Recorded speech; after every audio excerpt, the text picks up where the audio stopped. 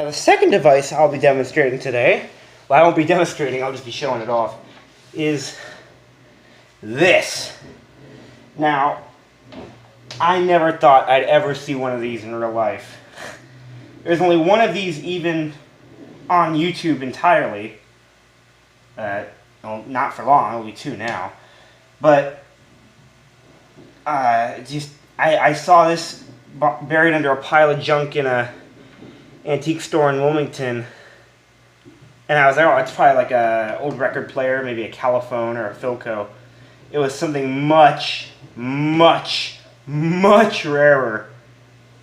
It is a RCA stereotape cartridge player, and it's one of the nice ones.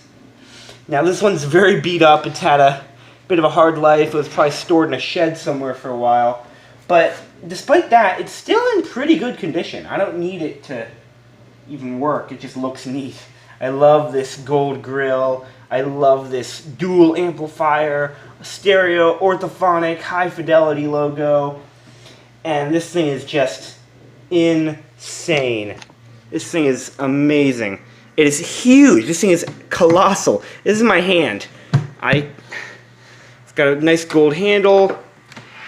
And this is really, really the stuff I'm into. So what it is, it's not a reel-to-reel, it's not tape to... Well, technically it is kind of a reel-to-reel. It's a 1959 RCA stereotape player and recorder.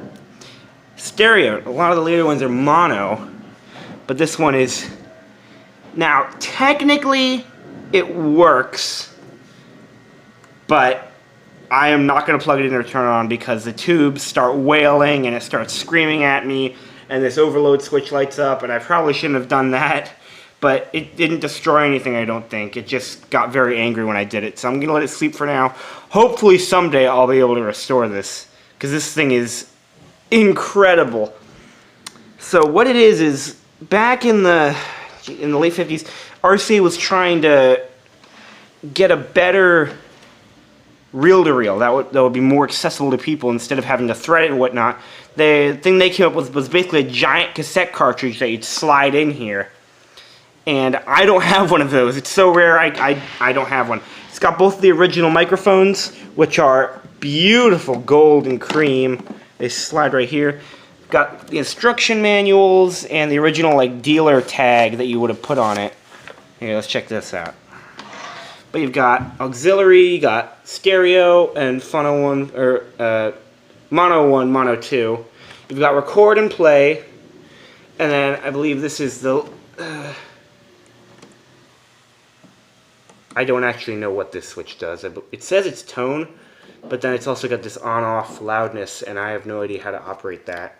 Because whenever I turn it on, it's just very loud. This thing was broken off, sliding around. I fixed it. It's all in place now. The chrome's a bit scratched, but when you hit the play, you can do that. Let's see.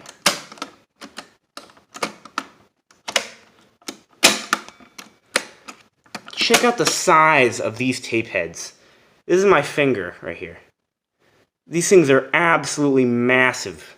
It's got a beautiful little, like a rose gold looking thing. It's got the balance in the front. You can get a better look at that logo. Stereo, orthophonic, high fidelity. Beautiful, almost car looking. I love the way this thing looks. And I never thought I'd ever see one of these. But let's take a look at the manual. And first off, you've got the... So this would have been, I believe, just kind of wrapped around this like at a dealership when you first got it. And it would have been inside when you get it home. And it says... It's new, it's revolutionary, it's RCA Victor's magazine loading stereo tape recorders, featuring the drop-in tape cartridge, the tape you never have to touch. And I believe this is the same model? It looks similar. Unbelievably easy to operate. No threading, no rewinding. Records and plays back in stereo or monaural sound. Plays up to 2 full hours of music. And the new tape cartridge, low in cost, lasts a lifetime. Low in cost is a bit of a stretch. They were a bit expensive at the time. They're expensive now, too. Plus, all the benefits of conventional tape recorders. And you open it up, and it's got never before so many benefits. Never before so many features. And it's, it's got, 2-in-1 amplifier, powerful speakers. And those speakers are powerful. When I plugged this in, it screamed at me. Does this one have the auto reverse? I don't think it does. Push button controls ensure operating ease. But it's got these beautiful little mid-century diagrams. The guy sitting in his easy chair. The people jamming out to their Victor stereotape cartridges if, RCA had its way. A little girl putting it in, doesn't have to thread all the tape. I mean, I couldn't thread all the tape either. Revolutionary 4-track tape transport. Specially designed for, whatever. And this came in it. Also, I found a cigarette butt in the bottom of this when I first got it. So, probably a smoker house. But it looks great. It doesn't smell bad at all. It just, the cloth and the wood, it's just, one of those things that degrade with moisture. It's probably in a basement for a while. But I believe these are all the tapes that it had with it. I see the Supremes. I know them. Mancini. And I guess these are all the songs. The Beatles. 30. I guess these are... I'm not actually sure what this is. Is this what they would have wanted or what they did have? Because this is a lot of different tapes. Track 2, Fifth Dimension. I don't know. But anyway, here's the main show. Here's the original tape cartridge recorder with stereo orthophonic sound. Instructions. And it's got this beautiful mid-century index thing. And it's got all the different things. You can see the person loading in. And that's how big this tape would have been. These cassettes are absolutely colossal. And no accidental erasure. That's what it looks like. That's what a stereotape thing looks like. I'm probably I see one of these on eBay for like $35. I might just get one to say that I have one. It'll complete it. This thing will look so weird without it. But this really is just a dream come true. Oh.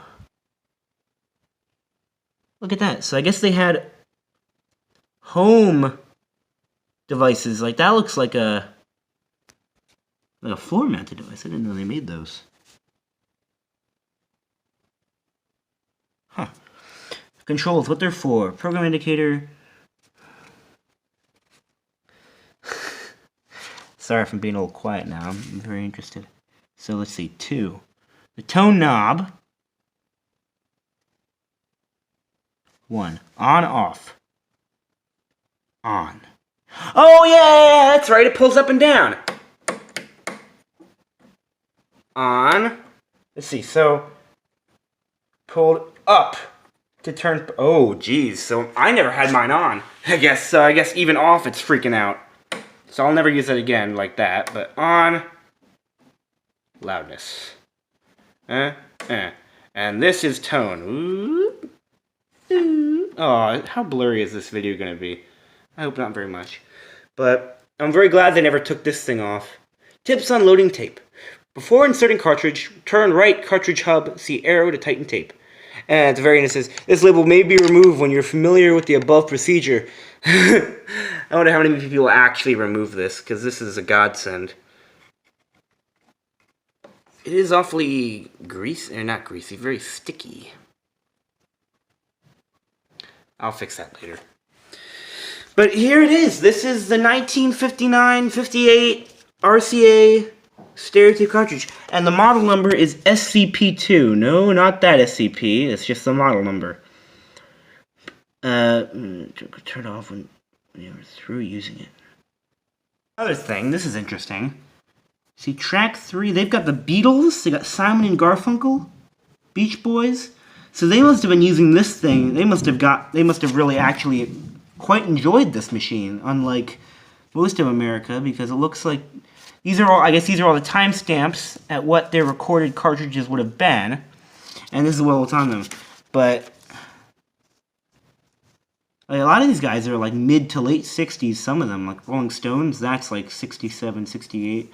I'm sorry if I get all that wrong, don't crucify me. I'm not a very big rock person, I'm more big band swing. But this is just very interesting to see who might have owned this at one point. So, there it is. The RCA stereotape cartridge cassette loading machine. Model SCP-2.